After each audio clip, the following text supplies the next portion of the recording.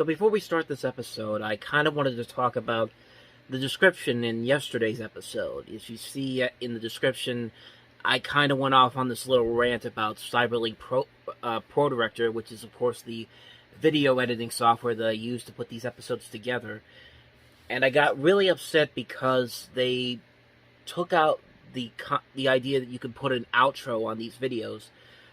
And for some reason, every time I tried to put that outro that I've always been using for this particular show, it wouldn't go to the end of the video. It would only go to the front, and there was nothing I could do about it. There was nothing I could find I couldn't find a way to get it to the end of the video without having to restart the whole thing over again, and that really made me upset, and that's why I kind of went off yesterday in the description before, and I'm still very upset about it.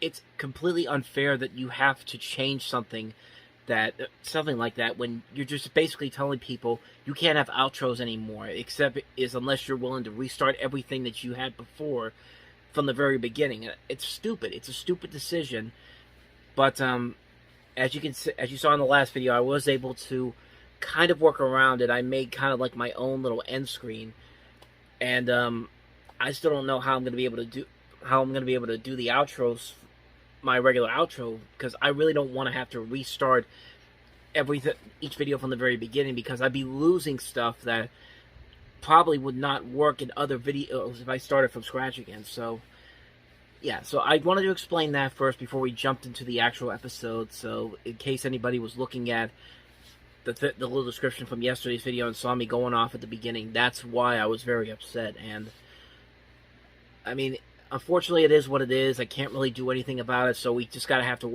work around it. So anyway, with that said and out of the way, welcome to another edition of Time About the Movies. We're wrapping up March 1991. And you know what? Let's get off the sour note that we're starting off on. Let's start off with probably one of my favorite underrated comedies from this year, 1991. It was written by John Hughes. It features Frank Whaley and Jennifer Connelly. The movie is called Career Opportunities.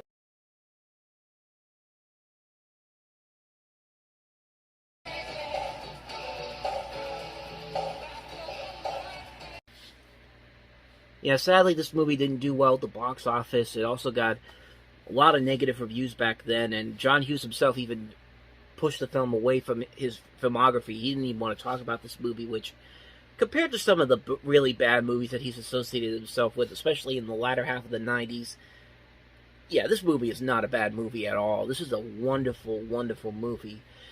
And it just works because the leading characters, Frank Whaley and Jennifer Connelly, they work off each other so well. And for most people at Whaley's age, this is the perfect fantasy film for them. You're stuck in a dead-end job in the middle of the night, and then the girl of your dreams is right there inside, and you're stuck inside there for the rest of the night. And then you go on this crazy adventure with these two crooks that come into play, one of them played by Dermot Mulroney.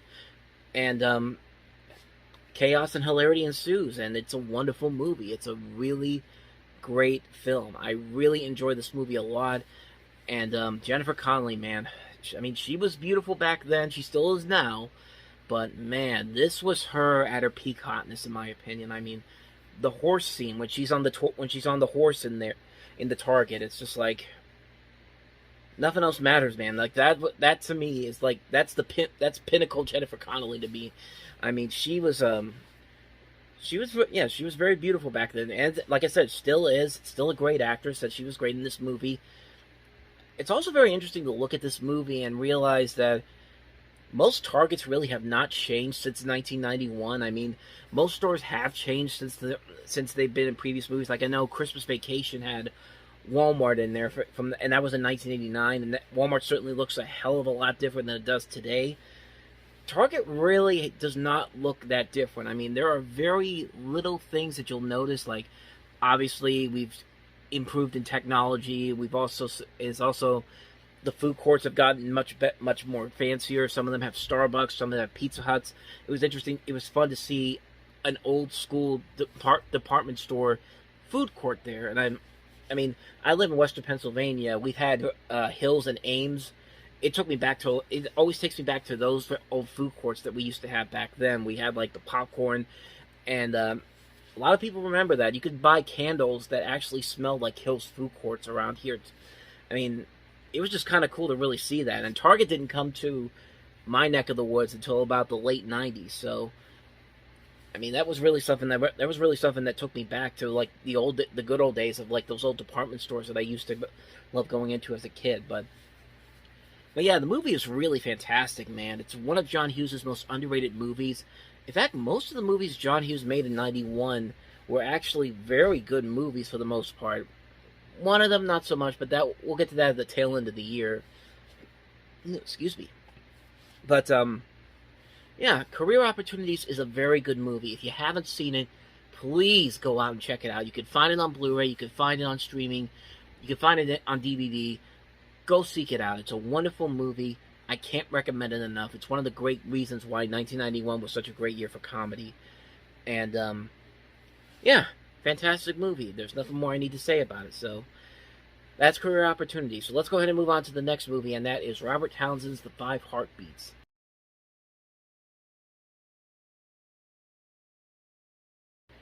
Robert Townsend, of course, is the same man that gave us Hollywood Shuffle, which is a very underrated comedy from the 1980s. And this was one of his first attempts to break outside of his norm because he had been so associated with comedy. And this was also co-written by Keenan Ivory Wayans, who at the time of this was hitting his stride with In Living Color, making his name known. And I mean, in terms of the movie itself, it's all right. But I feel like they were hoping for something much better. I think basically the plot of the film takes from a lot of the lives of several different artists.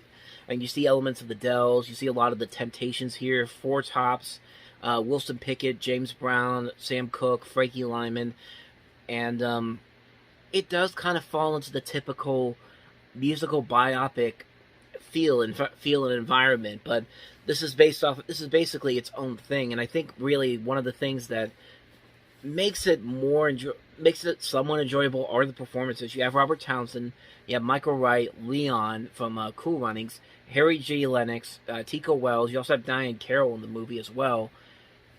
As far as the story goes, I feel like it could have been written a whole lot better. If they wanted to try, they should have tried to distance themselves from falling into the same musical biopic shtick and do something creative on their very own. I mean, they're taking some ideas here that really could work very well, and I think somebody like Tom Hanks actually did something very similar to this 5 years later, I should say, with That Thing You Do, which is one of my favorite movies of all time.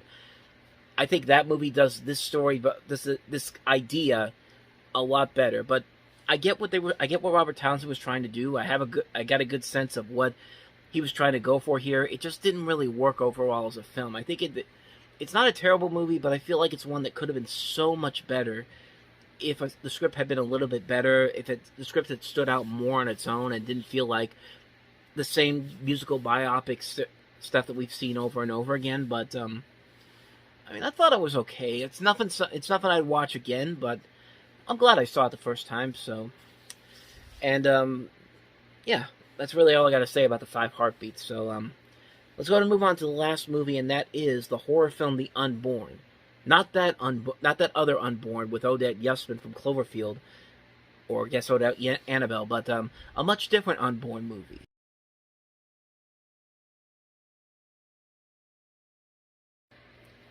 Though, let's be completely honest here, there are a lot of elements taken from this Unborn that was put into the other Unborn, but needless to say, this movie was so much better than that one. I mean, the one from 2009 was just a mess of a film. This one, not quite as messy, but it at least tried. It did try. There are some interesting ideas and some nice practical effects in here, but it's nothing. I mean, honestly, it's nothing really all that special. But again, it's kind of like The Five Heartbeats. I get what they were trying to do. I get they were trying to do like a killer mutant baby story, something like It's Alive, or even something on the lines of something like Rosemary's Baby and The Fly. But I mean, it is what it is. It's like I'm not a horror movie type of guy, so maybe I'm not the zeitgeist to really get into this a whole lot. But I mean, it is what it is. There are a lot of interesting names on this movie. Wally Pfister, the cinematographer for this.